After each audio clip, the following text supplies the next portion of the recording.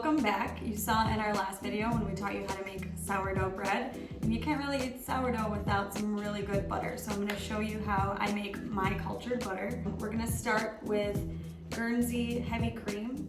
I like to use Guernsey because it's got a very high butter fat percentage. I think it's around 40 butter fat percentage, and it's just going to give you the best results if you're using good quality ingredients. So the proportions that we use are going to be 7-to-1. We have 7 cups of heavy cream right here if you want my lovely assistant pour it in our metal vein for me. I can't possibly mess this up. And I have a little spatula. You want to get every last drop, nothing goes to waste. Alright, up next. And then we have 1 cup of Guernsey buttermilk. So go ahead and do that. So that's what's going to help the bacteria in the heavy cream culture.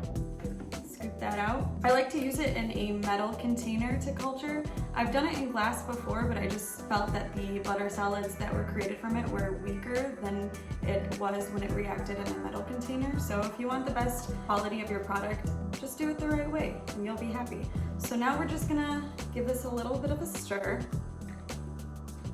And this is so easy. It's gonna sit on the countertop at room temperature for 3 days.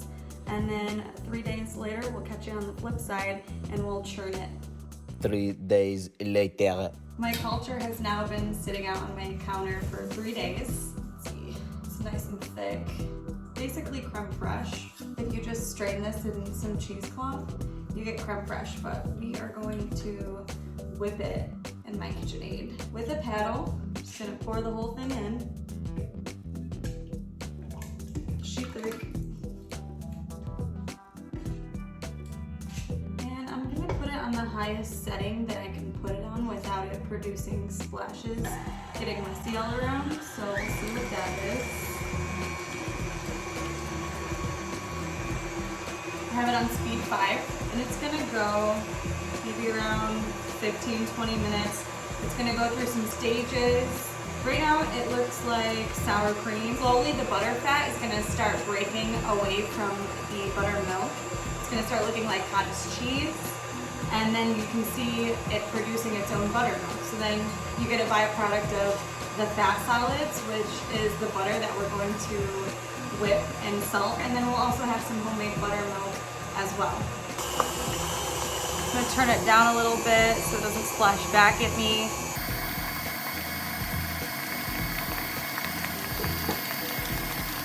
Starting to look yellower and glistening. I'm gonna turn it down to low. There's that cottage cheese look I talked to you about.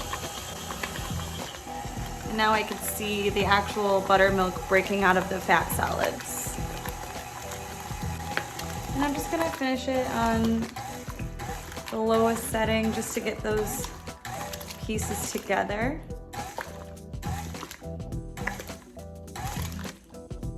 That looks good to me.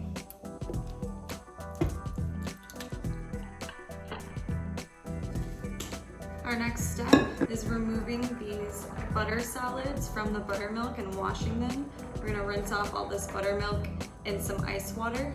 Now you could just take normal cream and whip it until the butter solids break out of it, but culturing gives it this really unique, tangy flavor that I just can't get enough of. I could eat this by the spoonful. So I'm just squeezing out this excess buttermilk, dropping it in our ice water.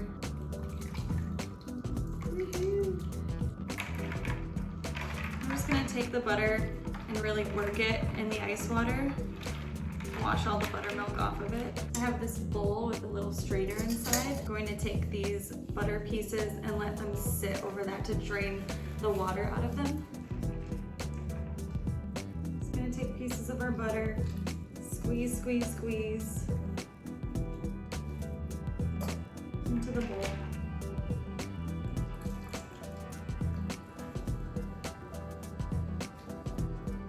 So we've got our butter solids, and we're left with all this excess buttermilk. You can use this buttermilk to start your next culture of butter or make some biscuits. All right, and squeeze away this excess water one more time and back into the mixing bowl. paddle attachment again. We are going to now whip this butter until it's super light and fluffy.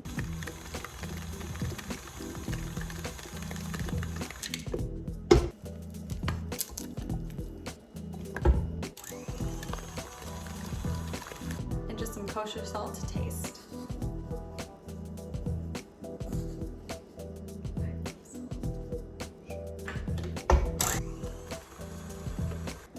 Slice of sourdough I made yesterday. Just gonna give this a nice taste test.